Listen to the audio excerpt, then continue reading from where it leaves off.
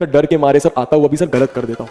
ये जो स्ट्रैटेजी मैं बताने जा रहा हूं, इससे आपका टाइम मैनेजमेंट, इससे आपकी कैलकुलेशन स्पीड, इससे आपके सिली मिस्टेक सब दूर हो जाएंगी। इससे आपका मेन बात कॉन्फिडेंस बढ़ जाएगा। क्योंकि दोस्तों देखो, समझो मेरी बात को, भटकना नहीं है। मैं जानता हूं 4 लोग बोलते हैं, दिमाग में बैठता है, उन सब को हटाना है। उस टाइम पे पेपर कर रहे हो जब बोर्ड का एक्चुअल पेपर होता है, तुम्हारा बॉडी क्लॉक डेवलप हो रहा है। उस टाइम पे तुम्हारा दिमाग एकदम रैपिड फायर स्पीड पे धीरे धीरे दौड़ना चालू हो जाएगा। और जब बोर्ड एग्जाम में बैठोगे तो वो 10-15 या 10:30 से लेकर 1:30 बजे तुम्हारा प्रॉपर दिमाग चलेगा।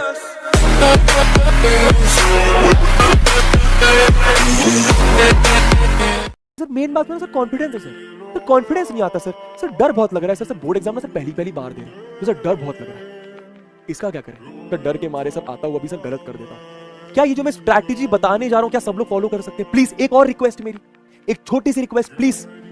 ये जो स्ट्रैटेजी मैं बताने जा रहा हूं, इससे आपका टाइम मैनेजमेंट, इससे आपकी कैलकुलेशन स्पीड, इससे आपके सिली मिस्टेक सब दूर हो जाएंगी। इससे आपका मेन बात कॉन्फिडेंस बढ़ जाएगा। क्योंकि दोस्तों देखो, समझो मेरी बात को, आपका मान लो कल क्लास 10th का मैथमेटिक्स का बोर्ड एग्जाम है सुबह 10 बजे, ठीक है? आज आपने सब कुछ पढ़ लिया, आपने सब कुछ पढ़ रखा है, पर अगर वो एक वर्ड नहीं है ना आपके पास, आपका पेपर बिगड़ जाएगा। आपका पेपर बिगड़ जाएगा से मेरा मतलब ये नहीं कि फेल हो जाओगे, नहीं। मार्क्स मान लो आपके 75 आ रहे थे 80 में से, तो कॉन्फिडेंस नहीं होगा तो वो 75 मार्क्स आपके 65 पहुंच जाएंगे।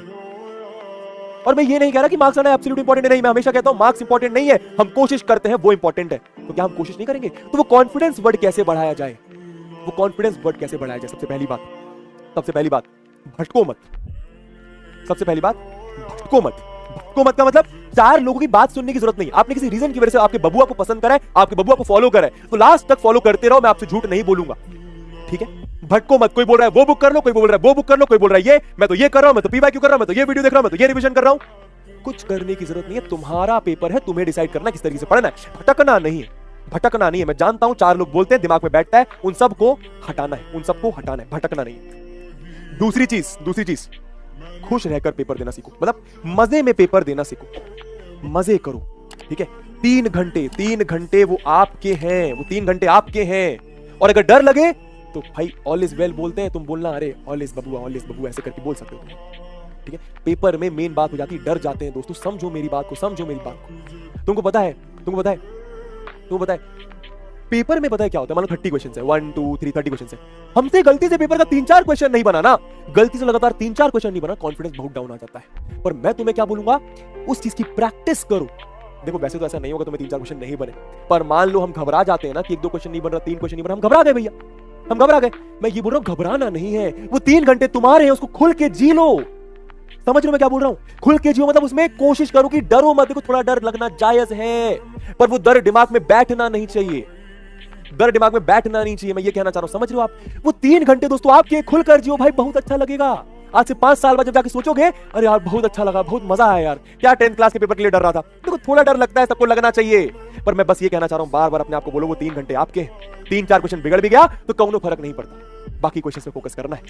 और मैं वादा कर रहा हूं एक एक क्वेश्चन तुमसे बनेगा, ठीक है?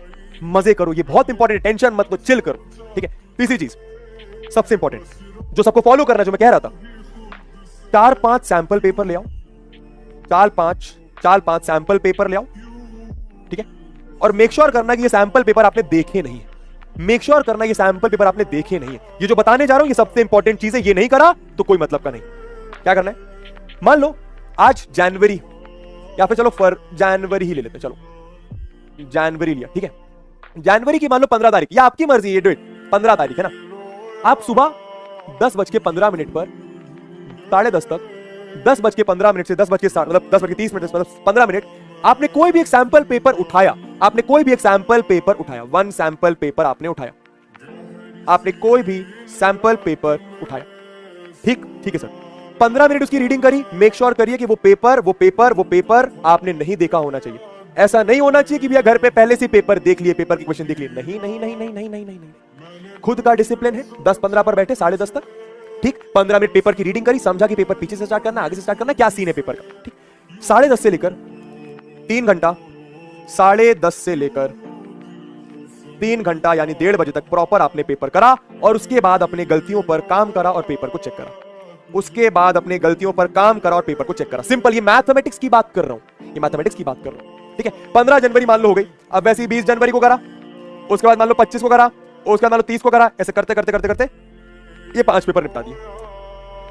फायदा सुनो। सबसे पहला फायदा, 5 सैंपल पेपर में ससुरा कितने क्वेश्चन होंगे? कम से कम नहीं तो 170 क्वेश्चन।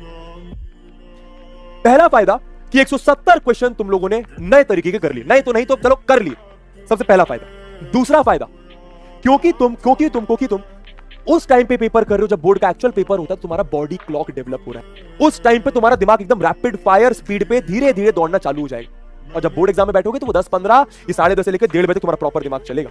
दूसरा फायदा। तीसरा फायदा, अपनी गलतियों पर काम कर रहे होगे साथ साथ। चौथा फायदा, जो नहीं आ रहा होगा उसको रिवाइज कर रहे होगे साथ साथ। पांचवा फायदा, अगर पहले पेपर में कुछ सिली मिस्टेक हुई, दूसरे में कुछ सिली मिस्टेक हुई, तो तीसरे, चौथे और पांचवें में वो होना बंद हो जाएंगी। छठवां फायदा, पहले पेपर में मान लो 5 क्वेश्चन छूट गए, कर ही नहीं पाए, तो कहूं फर्क थोड़ी पड़ता है, बोर्ड का पेपर थोड़ी है, ये खुद का पेपर है, हम खुद को टेस्ट कर रहे हैं। ठीक, तो छठवां फायदा क्या कि पहले पेपर मान लो 5 से क्वेश्चन छूटे, टाइम मैनेज नहीं हो पाया, किस क्वेश्चन में कितना टाइम देना नहीं समझ पाए, अगले पेपर में थोड़ा सा बेटर होगा टाइम मैनेजमेंट, अगले पेपर में थोड़ा और बेटर, अगले पेपर में थोड़ा और बेटर, अगले पेपर में और बेटर। सातवां फायदा, सबसे इंपॉर्टेंट फायदा, मानो ना मानो कॉन्फिडेंस आएगा। मानो ना मानो कॉन्फिडेंस आएगा। तो पेपर में मार्क्स ही नहीं आएंगे तो क्या कर रहे होंगे, कॉन्फिडेंस कैसे आएगा? हम तो डिमोटिवेट हो जाएंगे। दोस्तों फायदा ही होगा at the end of the day, फायदा ही होगा at the end of the day. देखना